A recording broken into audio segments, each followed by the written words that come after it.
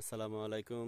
আমি ডাক্তার মোজাম্মেল হক, নোয়াখালী জেলার কবিরহাট উপজেলার দানসিঁড়ি ইউনিয়নের আর একজন কৃষকের ক্ষেত পরিদর্শন করতে এসেছিলাম। এইখানে আমাদের এই গাজি এগ্রো ব্যবহার হয়েছে।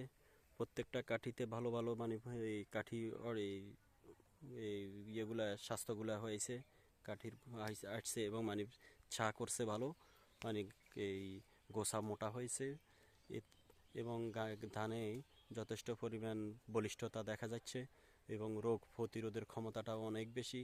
এখানে ছায়া রৌদ্র হিসাবে দেখা যাচ্ছে কিছু ধানের মানে যেই দিকে পরিষ্কার দেখা যাচ্ছে ওইটার এই রোদের মধ্যে, আর যেটা মানে দেখা যাচ্ছে এই সাইডে একটু ছায়াযুক্ত।